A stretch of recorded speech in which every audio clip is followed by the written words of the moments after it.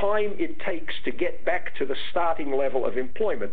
So this chart here is a very interesting one and summarizes what has happened in our economy. If you look at it covers 5 recessions: 1974, 81, 90, 2001, and the current one. The orange line is the 1974 recession, and you can see that within 18 months, the employment level had returned to its starting point. The green line is the 1981 recession.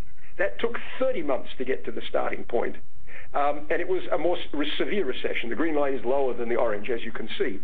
The 1990 recession was a less severe recession. You can see that the blue line is quite shallow, but it took quite a long time. You can see it took 32 months from the beginning of unemployment increasing to get back to the original level. 2001, again, a far shallower recession than the one we have now, or many of the others. But there it took nearly 4 years to get back to the starting level of employment. And if you look at the red line, which is today's situation, we're nowhere near getting back to the starting level of unemployment. So the fundamental difference this time, but is something which has happened increasingly, is that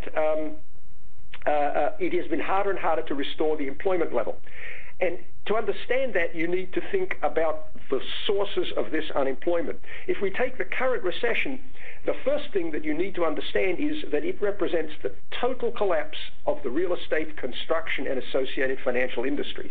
The total collapse. I said already, there's essentially zero housing construction in the United States, anywhere. That's remarkable. That means every single builder, every carpenter, every plumber is unemployed unless they're removing your daughter's hair from your sinks, as they were in my house the other day. They're all unemployed, all of them. And there is also some reduction in manufacturing employment, but not nearly as significant as in the construction industry. So that's the first thing. You have the complete collapse of a large industry, which grew very large in that boom period of construction. The second thing that makes it worse is that this is regionally concentrated. You know, if in normal circumstances, if you lose your job in one place, you walk across the street because there's some other business that hasn't been affected, and you can probably find a job.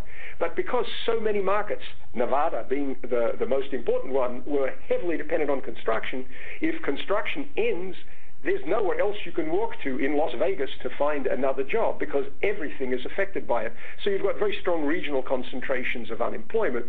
And then there's a third factor, and this is what's reflected heavily in these pictures and the deteriorating situation.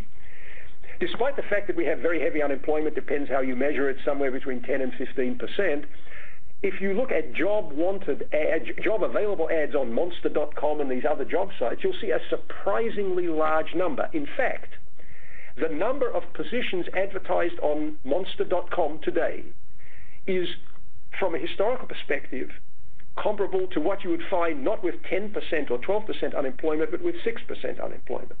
So you say, how can that be? And the answer is there is a growing skills mismatch. The jobs available are not in construction or finance. The jobs available are, for example, being a healthcare technician, or here in San Francisco doing biotech or something like that. And the problem is that the people who are unemployed, the carpenters and the plumbers, they can't become health technicians and biotech workers and all the rest of this. And this reflects something very fundamental, which is the collapse of the U.S. public education system. And that's what these colored lines are telling you, that more and more people are ill-suited to the jobs of today and tomorrow. And this is a really fundamental problem, oddly enough, or not oddly enough, connected with our budgetary excesses. Again, I'll say some more things about that. Can you have a full recovery, George, without the job growth? Here we come to the most fundamental fact about the current situation. There isn't one we in our country. There are multiple we's. If you are college educated, if you live in certain parts of the country, yes, absolutely the economy will recover. It's already recovering. Growth is there. If you are not college educated, and if you live in other parts of the country, you will not have this recovery. We are seeing a fracturing of the economy in a way that has not happened in the U.S. in the past. In 2008, or prior to 2008, when someone used the word debt, a lot of times that was seen as a positive variable. Debt was seen as something that could drive growth, could drive returns. Today, we're hearing a much different story. Debt is usually When the word debt is used, it's usually not a positive conversation. In fact, most of my conversations with individuals, and as we see in as we have heard on the news, most consumers and in some cases companies have a desire to reduce debt, a deleveraging, I think is the word you economists use. Are you seeing that in the economic numbers, this deleveraging, and what impact does that have on the economy? Well, Russell, I would first like to say that I am not an economist. I have reformed, and I don't want to be labeled in this manner. However, I'll forgive you for this comment, and we'll move on. So it's a pedigree that's hard to pass up, George. Yeah, please. So I think that this is an excellent point at which we should pause. Our economy is in the trouble it's in because of debt. If you look at the top picture on this chart that should be on your screens, it shows you non-financial debt in our country as a percentage of GDP, the size of debt relative to the size of the national product. And non-financial debt is just the borrowings of families and companies and governments, everything but the borrowings of the banking system. Right? If you put a deposit into a bank, that's called a borrowing of the banking system. We leave out the banking system, look at the rest of the economy. What you can see is that non-financial debt was about 110% of GDP in 1980, and it was only 125% of GDP in 1995, and then we had a relentless rise in debt. And debt of every part of our economy to nearly 200% in 2007. So essentially the indebtedness of our economy in total doubled in 30 years, and in fact most of the increase happened in the space of 15 years. This is a staggering, unsustainable mountain of debt. And the worst thing about this was this debt was not taken on to build schools and highways and power plants and all this. It was taken on essentially totally for consumption.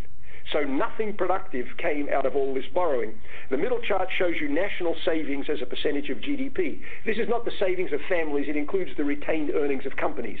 The total savings of the system are essentially what companies make but don't pay out, plus what households save out of their income. What you can see is that in 1980 we were saving more than 20% of GDP, and we were investing all of that in all sorts of good things. And what you can see is by 2007 the national savings rate had fallen to about 12%, and in that year it was entirely the retained earnings of companies. Household savings, which used to run 10 to 12% of household income, had fallen to zero by 2007. All of the money was being used for consumption, and in fact, if you remember, not too long ago, people were taking out second mortgages on their houses so they could consume even more than their current income. So what we saw was a staggering explosion of debt and a complete reduction in savings, and the bottom chart shows you what happened. Consumption increased enormously. Everybody says, you hear it all the time, our president and other luminaries say the consumer is 70% of the economy can't recover unless the consumer starts spending again. Well, consumption wasn't 70% of our economy in 1980 or 1985 or 1990 even. And in fact, if you look at other countries, if you look at Western Europe, if you look at Japan and so on, typically consumption is 60 to 65% of GDP. And the difference between the 60 and the 70 is that old-fashioned, boring concept known as savings, which we gave up. And so what you see is that consumption became more than 70% of GDP as a result of stopping all personal savings and borrowing against assets which really weren't there. This is an unsustainable situation, and trying to get out of this situation is causing the mess we're in. If you go back to the top chart, non-financial debt as percentage of GDP, it's fallen from its peak. That doesn't mean people are paying back. It merely means that a lot of people have bankrupted themselves. This is really the result of default on mortgages, personal bankruptcies, and so on. So we really need to bring that level of debt back down to the 150% level or below, and you can see that that's not going to be a quick job. Does your top chart there, George, does that indicate government spending as well? Is that combined? Yes, this is government spending, well, this is government borrowing, of course, yes. It's borrowing by state and local governments and the federal government, and we'll come back to that in a moment. Yes, I want to stress, it's not just households that borrowed. The federal government, Lord knows, borrowed, the states and the municipalities borrowed, and the corporate sector borrowed staggering amounts. One quick remark, everybody says, the corporate sector has more cash in its hands now than at any time in history. That's true. The other thing it has more of is debt. The ratio of corporate debt to corporate net worth is the highest it's been in the history of the United States at around 65%.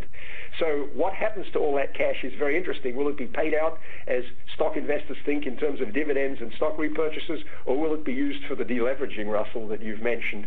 There's a huge amount of corporate debt as well as private.